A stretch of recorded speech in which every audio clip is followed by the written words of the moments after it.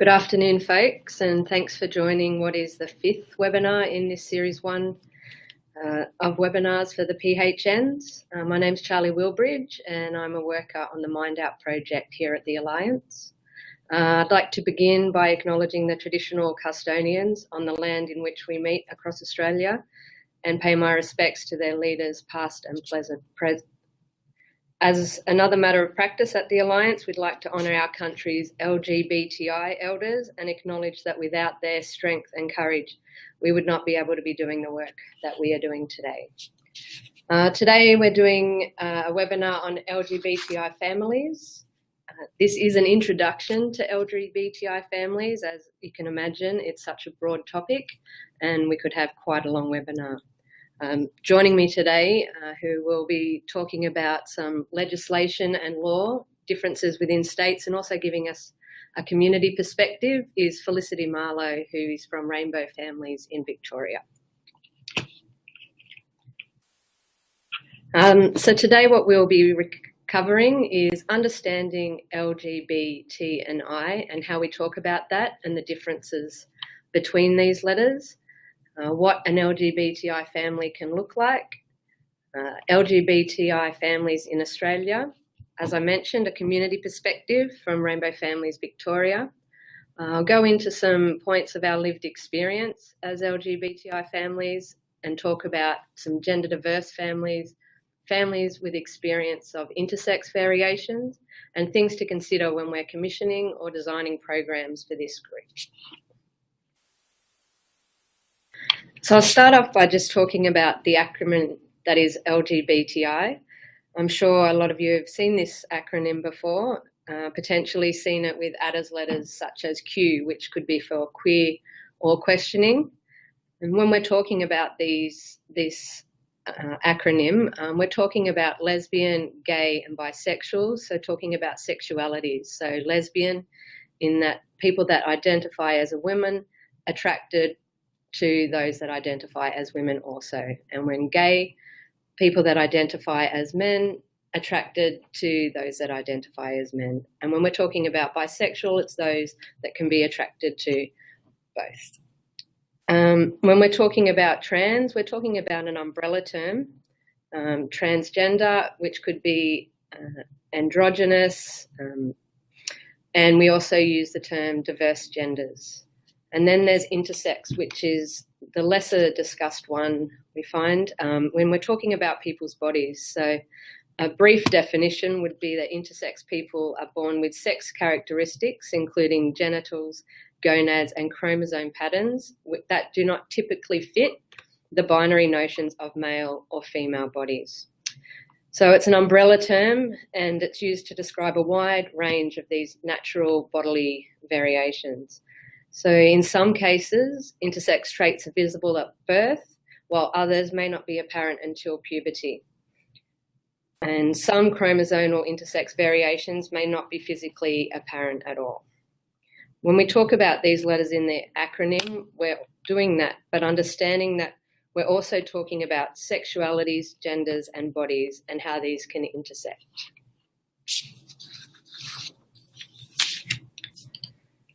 So when talking about LGBTI, one thing that's quite important is if we're talking about just sexuality, we're only using the LG and the B. If we're talking about gender, we're just using the T or gender diverse. So when putting this acronym together, just ensure that you are actually talking about the entire population within the LGBT and the I. The reason we've used LGBTI at the Alliance is you'll find it in a lot of legislation, in government legislation. For example, there's discrimination based on sexual orientation, relationship status, gender identity, and intersex status. But we also acknowledge the limitations of LGBTI language when attempting to speak about the full breadth of people's bodies, genders, relationships, and sexualities. I just wanted to touch on heteronormativity quickly as a concept today, as throughout the presentation you'll find some examples of how families experience heteronormativity. And so heteronormativity is an assumption of heterosexuality or gender. So heterosexuality is seen as the norm and therefore it's superior. So the way this includes the way society sees distinct gender and the roles that go along with each of these in society. So heteronormativity results in LGBTI people feeling invisible, excluded, unsafe, unacceptable, unimportant, isolated, and unable to disclose. So as I said, you'll see some examples of this as we go through the presentation. So what does an LGBTI family look like? There's no one picture to describe it, and like all families, LGBTI families take many different forms. In the community, we talk about LGBTI families as rainbow families, and you'll see some examples and may have heard of some organisations that use this language as well throughout Australia. LGBTI families may also include two-parent households, single-parent households, or co-parenting arrangements across two or more households.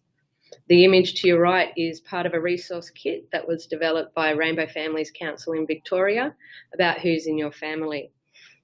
And it shows some examples of the differences and varieties that how LGBTI families exist within Australia. So, as I mentioned, there's a lot of diversity within LGBTI families, how they're developed, their living situations, as I mentioned previously.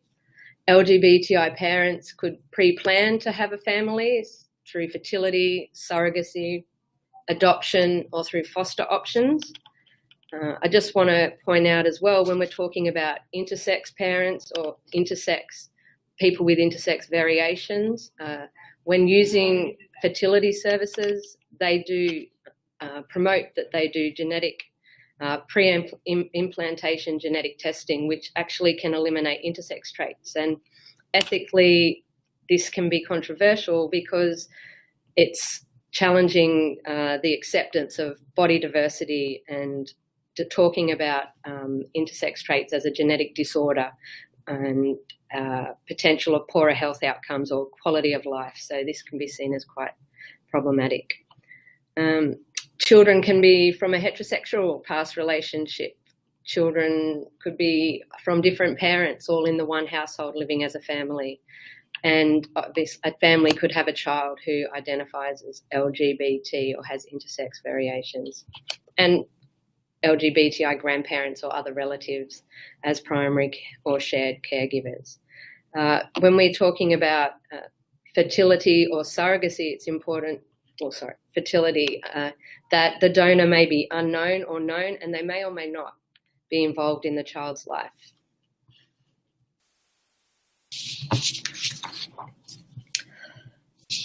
So continuing on from that, as with any family, the membership and structure can change over time. Parents may come out partway through parenting, whether they are lesbian, gay, or transgender. Families can separate.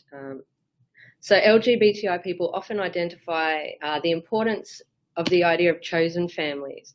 And that talks about when we have relationships with people close to us in life that are not necessarily biologically related, but we classify as family, and they're just as important and play just as important roles in our lives.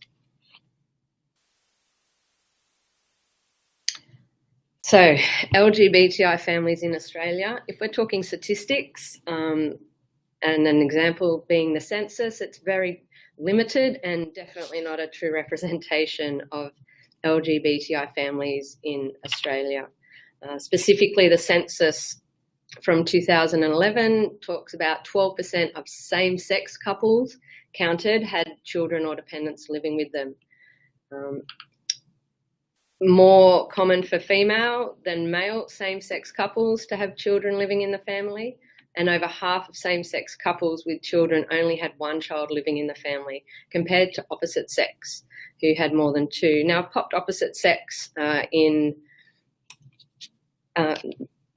for you, just because we don't actually use that language in the community. However, that these figures were taken from the ABS, and that's how they describe it. So it's not actually how we talk about it in the community.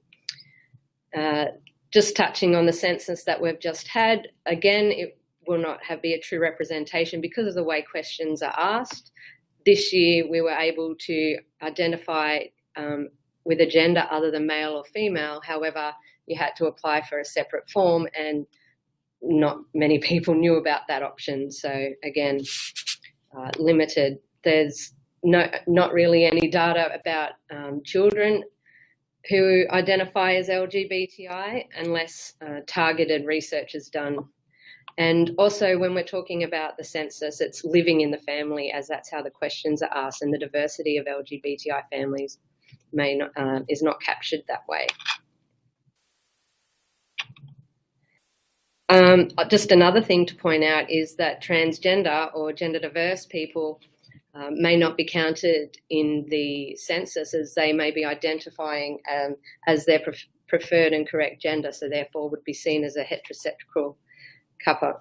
And again, heterosexual couples that are counted in the census may also include intersex people, as intersex isn't necessarily an identity, and they will could identify as male or female, so are counted as a heterosexual couple.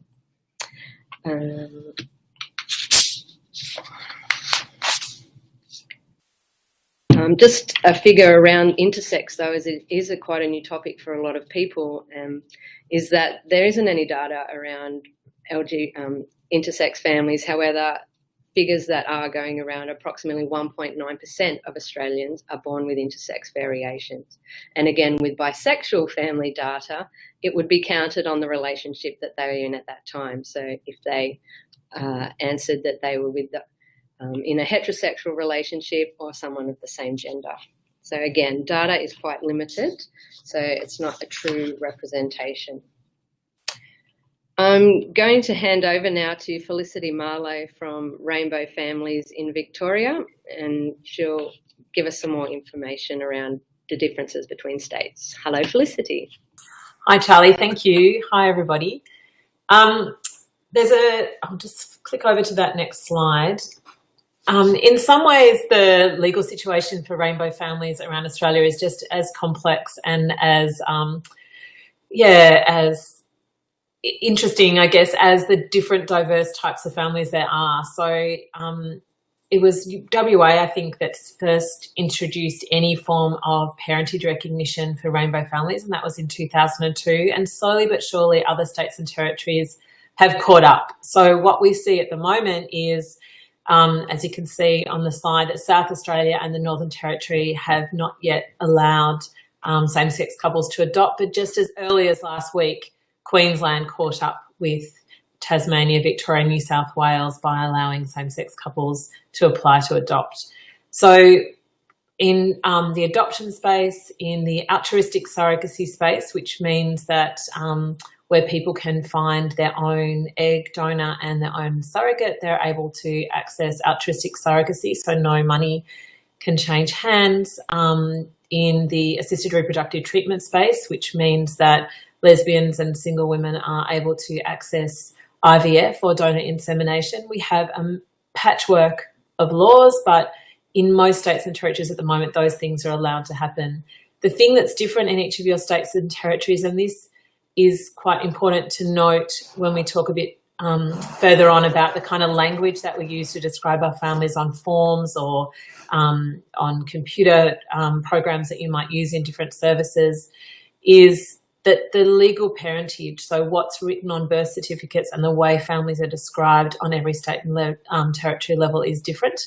So it might say mother, parent, parent, parent, mother, mother, or in some cases, if there's situations where there's altruistic surrogacy and it's two people that identify as men, the county court in Victoria, for example, allows there to be two fathers on a county court order after an altruistic surrogacy situation. So it's very complex and it's very difficult in some ways to get your heads around how it all works. It's very difficult if people have moved states and got pregnant in one state and given birth in another state. It's complicated too when families are made up of children who potentially have been conceived using donor eggs or donor sperm versus using so perhaps identity release versus a child who in that family might have been born through a known donor, so a family friend or someone that you'd met. So even within family units, there are lots of complex legal situations around who are the legal parents, what does the Federal Family Law Court Family Law Act say about who is a donor versus who is a parent. The other areas, I guess, that are important to note about how families are created in Australia is that there is a growing number of families created through overseas commercial surrogacy, and that has been the case for at least 10 to 12 years. More and more of the countries that people have been accessing to for commercial surrogacy have been closing their borders to gay couples or any couples to access surrogacy for a range of reasons. And it's a complex area that's very laden in different ethical and moral dilemmas, I guess.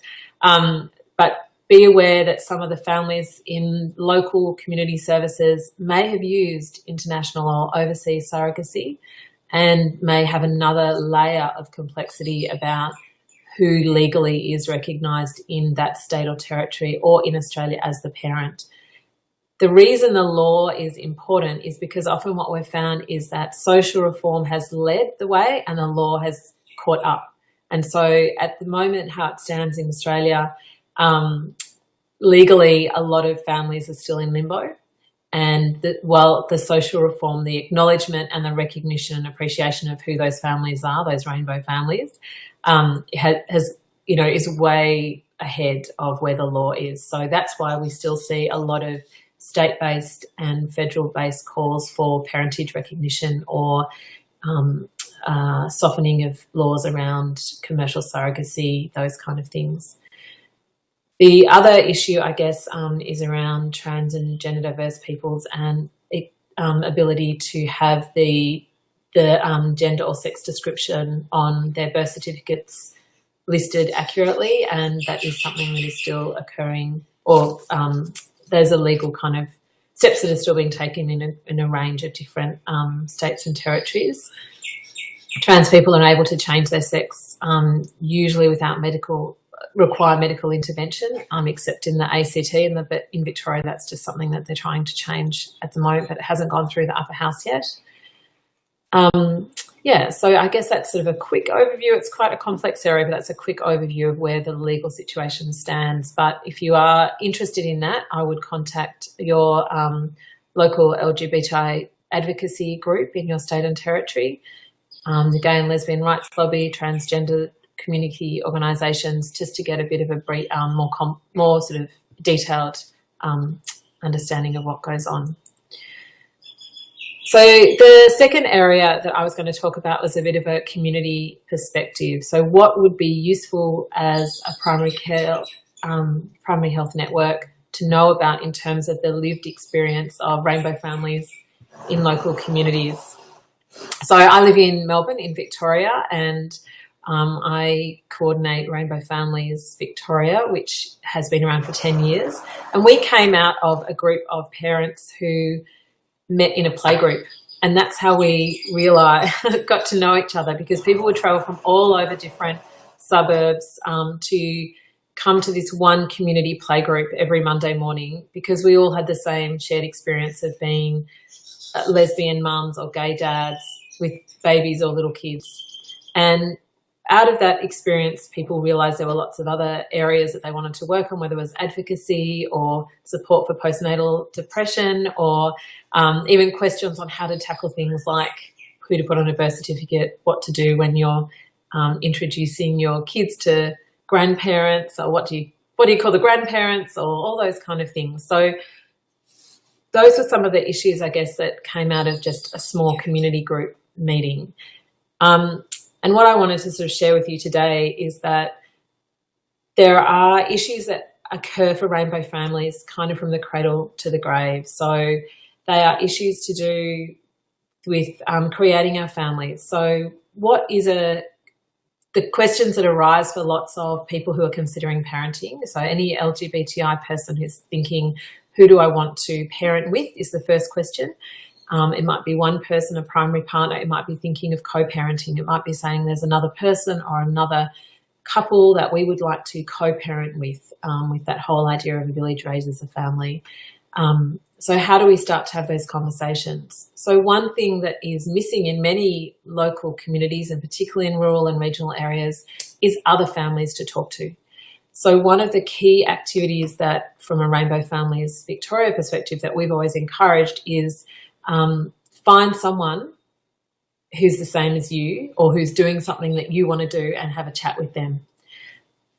In a service provision point of view, that might look like helping to facilitate social and support groups. It might be saying, putting it out there that you are willing to fund or support the hire of community rooms, or bring find other families through organisations like Rainbow Families Victoria or Rainbow Families New South Wales or similar LGBTI advocacy groups in other states and territories. Invite people that have new babies, people that are on the journey of parenting, people that have parented for 10 years and have teenagers, to come and speak to local communities or local community workers to start with about the experience of creating rainbow families. Sharing that information is a fantastic way to empower people, but also for people to ask the questions that they need to ask, such as, do we want to use IVF? Do we want to use a non-identified donor? Do we want to use an identified donor, which means that at the age of 18, usually in some states, the child has access to that information. Do we want to use a friend? If we had a friend, what information would we need to know from them? Whether it's previous health issues, whether it's the legal situation, what are we all going to be called? Are we going to have an agreement that changes at 6 months, 1 year, 2 years? Having an opportunity to have those conversations about the fact that parenting is a really emotional thing and you can never actually guarantee how you're going to feel once you actually have the baby in your hands. Or in our case, we had twins, both babies. The other thing that's really important for a lot of our families is the language that's used. So for us, when we took our twins to our first maternal child health appointment, the maternal child health nurse looked at my partner and I and said, "So who's the real mum?" And as the person who is not the non-biological parent, I found that quite a shattering experience, even though I work in advocacy, was ready for that debate. But just to have someone in a service provision space ask me who was the real mum, when I was like, I'm the real mum too, just because I didn't give birth or just because I wasn't breastfeeding.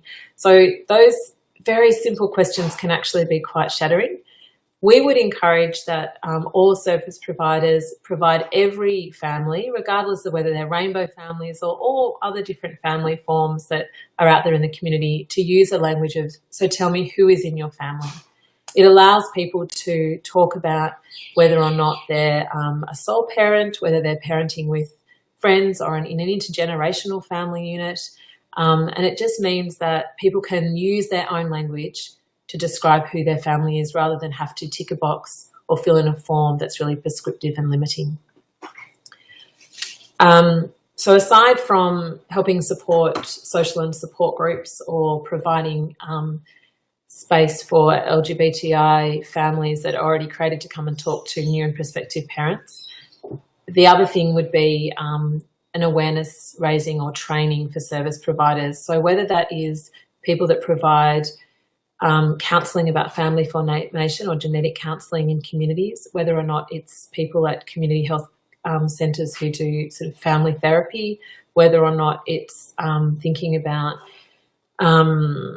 mental health providers. So another issue that comes up for a lot of people that are contemplating parenting is their own family of origin experience. So some of us have come from families where perhaps was really hard for us to be out, or whether we might have come from particular faith-based families or communities that we've had to leave because of our sexuality or gender identity. We might have come from families where there's been abuse or other other issues that have come up. So being really aware, I guess, that we're not only LGBTI, but there are intersectionalities involved in who we are. We who might still come from a faith-based community, who might still come from a religious background, or might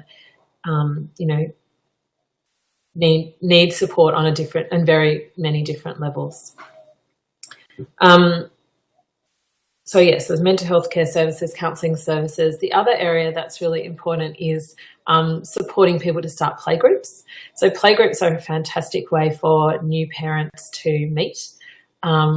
They can sometimes be playgroups that are geographically based, or they might be for different ages. But they were always a fantastic way for people to come and share a common story. So my partner and I didn't even go to our own local parents group, because when we got there, we were too much of a point of fascination. Not only did we have two mothers, but our kids have two mothers, but we had twins, and we were just too exotic for our maternal child health parenting group. So we never went back. And instead we found a Rainbow Families playgroup that we could go to, which was fantastic, because we could talk openly about our lived experience as two mums. There were also other people with twins, so that was always useful. And we could talk about the kind of experiences we've had when we tried to explain to our families of origin about the language we use, how we dealt with our donor and his family, and the fact that our kids had 3 sets of grandparents. So all of those things, you were able to talk quite openly. We also were able to do things like talk about both breastfeeding, for example, and how we'd manage that, particularly when we had our second child. So our third child. So all of those things could happen in a safe Rainbow Families playgroup. And so I'd encourage, potentially that's the thing that some communities need. They need the support, whether it's brokerage or whether it's just support for finding a place or contacting the Playgroups Association. How would you start a playgroup that would meet the needs of that community, whether it's a trans and gender diverse parents, or whether it's for gay dads or lesbian mums or mixed playgroups, those kind of things. Finally, I wanted to talk, I guess, about not making assumptions in service provision about the roles people play in families. And this goes back to a bit of what Charlie was saying about how families can come in all different shapes and sizes that may include more than 2 parents. And as the law stands across Victoria and all other states, there is no way to recognise that our children sometimes do have more than 2 parents. They have 3 or 4 grown-ups who nurture and love them and provide all of the parenting responsibilities that are assumed roles that are in sort of the mainstream or general society outside the Rainbow Family parenting communities. We tried very hard in Victoria to get birth certificates to reflect that kids had more than 2 parents, but because the federal law doesn't recognise it, was too much of a leap.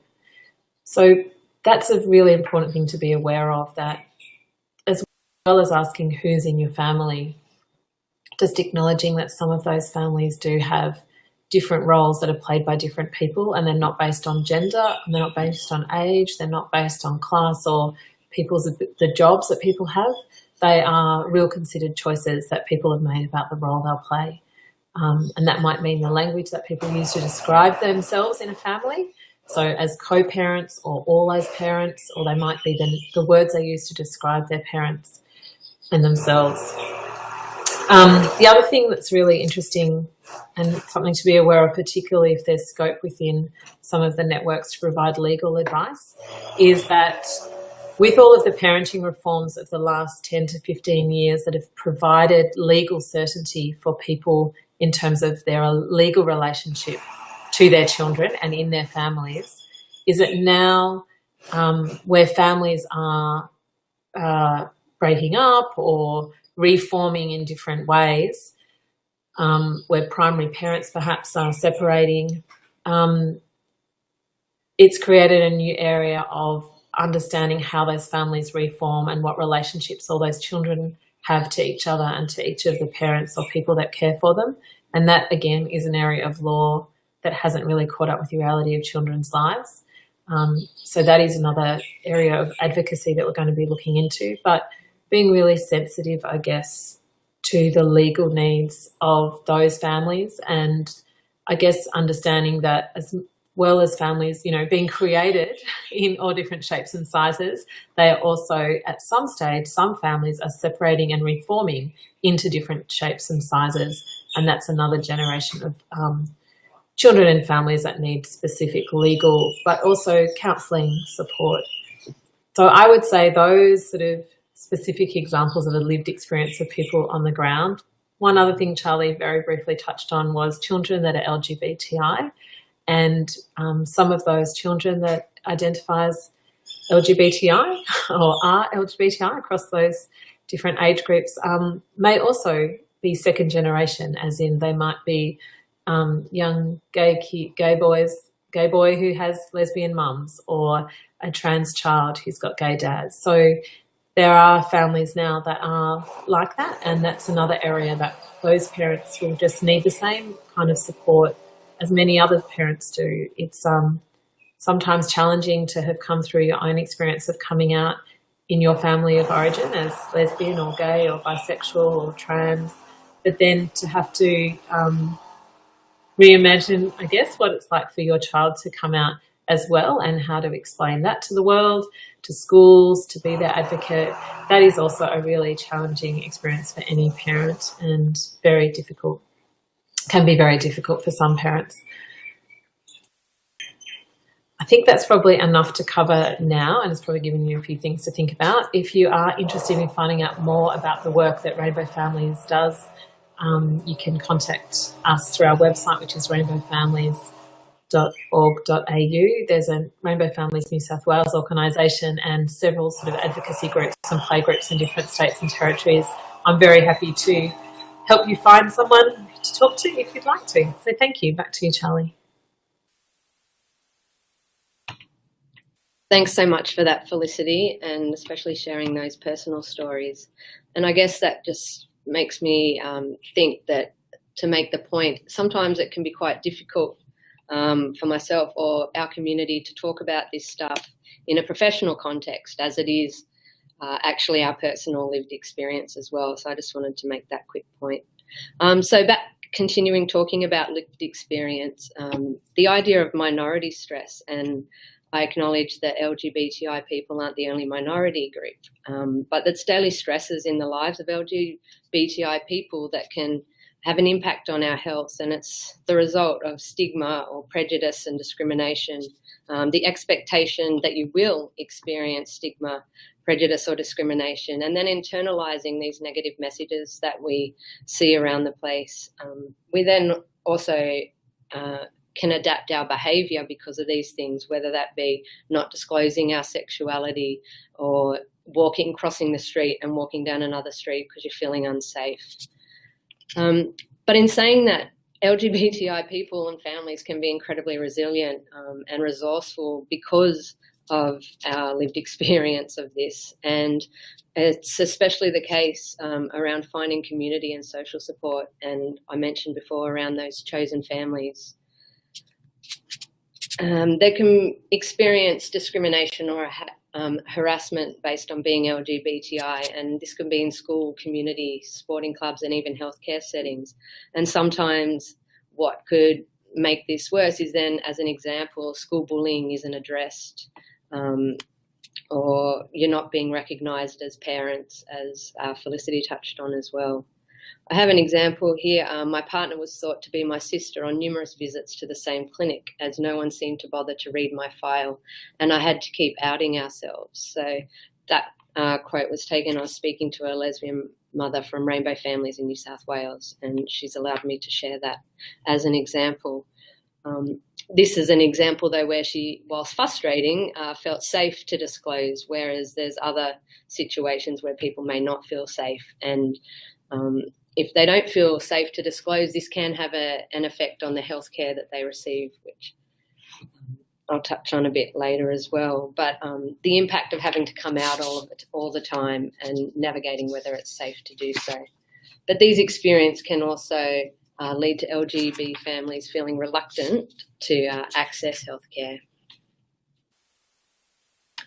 So our lived experience as well can be the ongoing debate in the media around the validity of LGBTI families, and this has an impact on our mental health and well-being. I've popped in Gabies We Are Not Hypothetical in there. That was an art exhibition that was promoted by Maya Newell, beg your pardon, who was one of the producers in the film Gaby Baby. She felt the need for children in rainbow families to have a voice and be heard, to empower them, I guess, to start feeling strong and okay around all this debate in the media.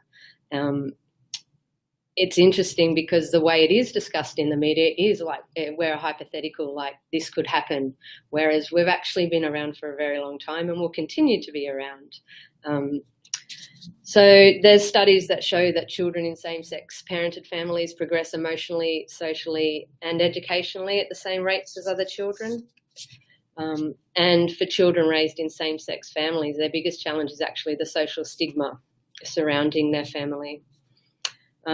Whilst we talk about negative voices in the media, we have seen an increase in role models, and we all know how important it can be, particularly in teens, to find role models to look up to or to see our lives represented even in a positive manner through media, TV and movies. So we have seen that increase on TV, so that's a positive as well.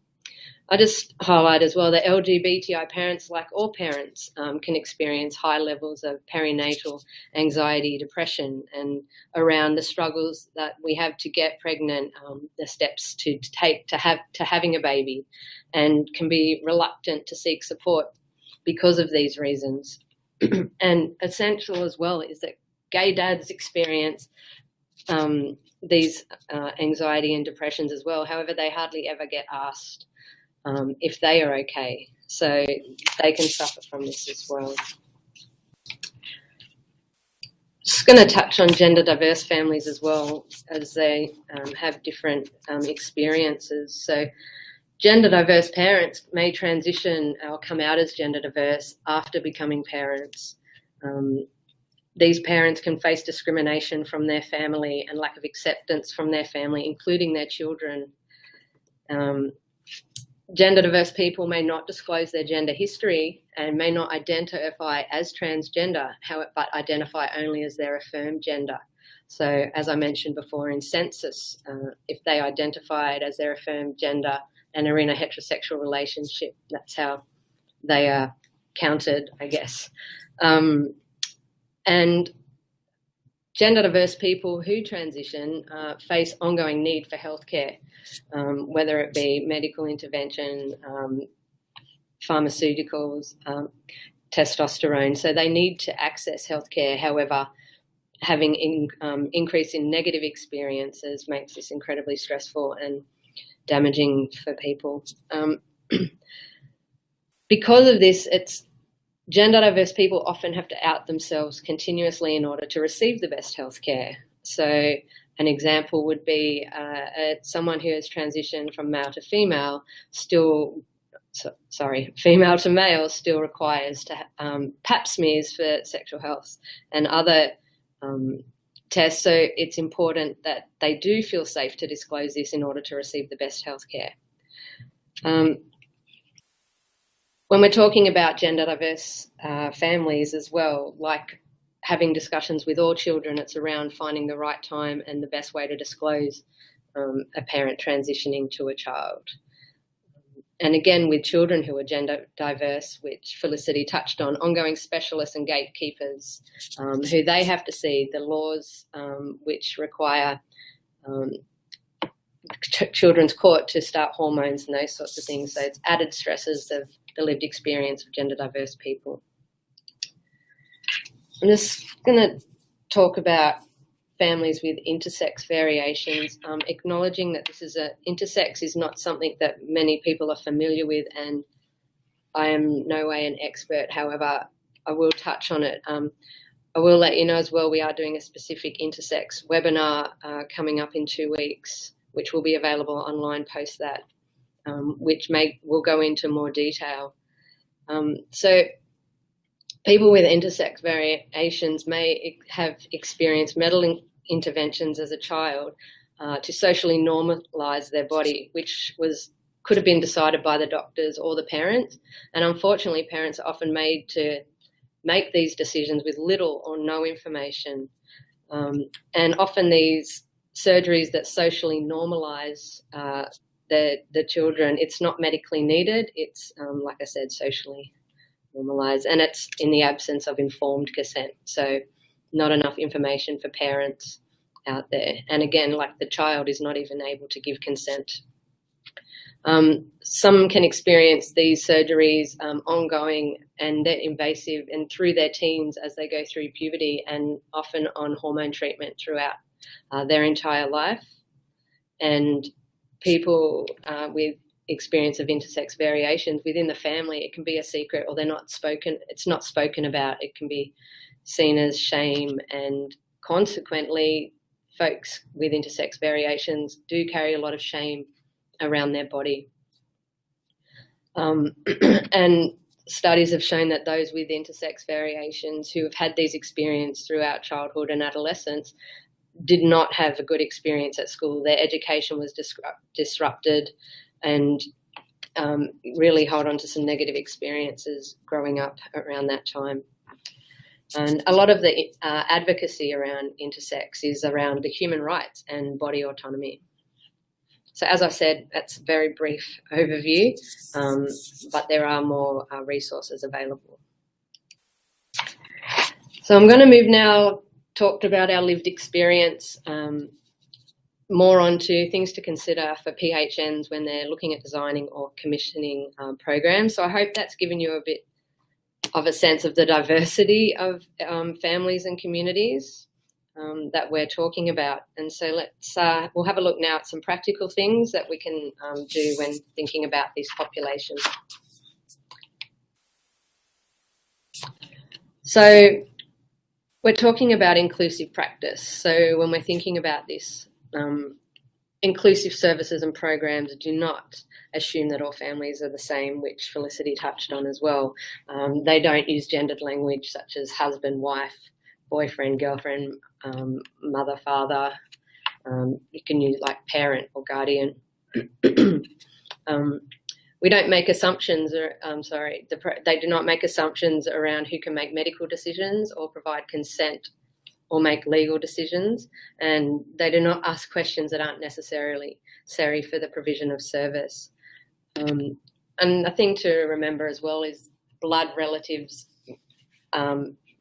non-blood relatives still will have these sorts that will be able to make the decisions, play the important role, and as Felicity shared her personal story. And another thing is they don't assume that all families live under the same roof, that their family all lives under the same roof, or that they have lesser roles.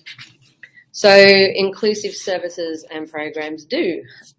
They ensure that they don't impede delivery of respectful, equitable service based on their own set of values or beliefs and opinions. They recognise the unique and shared pressures that may affect LGBTI people and families through different models of service program delivery, not one size fits all. And they do also recognise the differences and intersections between LGBTI, which we've spoken about today. Some practical things, a bit of a how-to guide for programming and services is around designing your the forms and documents that are appropriate, inclusive of many family structures and individuals, like the non-gendered language, parent, guardian, options beyond male or female. Having visible signs that are welcoming of diversity, so posters of diverse families around waiting rooms, as an example. Excuse me. Embedded practices that are inclusive and non-judgmental into policies and protocols within the organisation, and like continuing to learn. We're all learning in our professional lives, and this is one thing that's important for all staff, is around getting professional development, always being open to learning about communities within these areas. Thinking about these things I've just touched on, I guess we could think about a specific example of an intersex family. And so an intersex family may need support when the baby is just born to make these decisions. This would require education with doctors, social workers, nurses, and other hospital staff. It would be important also to connect these families with supports, peer-based supports, which can assist the family in understanding lived experiences and talking to other families who have gone through these things. It may require education with teachers from kindergarten to year 12 so that they understand the ongoing treatment or the situation and how to support absences about a child from school.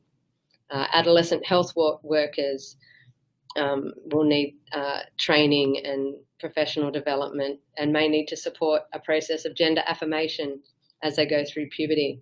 And it can also require education in schools, communities, and other places where the family lives, where they work, and where they play in their community.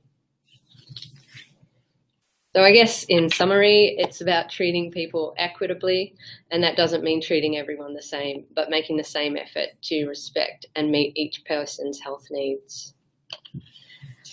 I just want to thank you for attending this webinar. It is an introduction to LGBTI families. Specifically, thank you, Felicity, for sharing your personal story, but also joining us today.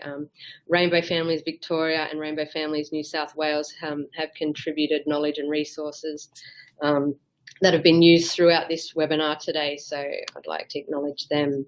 This webinar will be available online, and if you do require any other support or resources in PHNs regarding this topic, please feel free to contact me at phn@lgbtihealth.org.au. Just give a chance now, if anyone does have any questions, you can type them into the left-hand side of your screen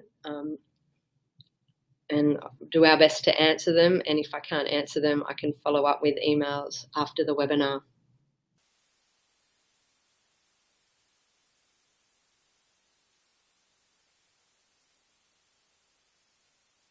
Okay. All right, great. Thanks again to those for attending, and we'll see you at the next webinar. Thank you.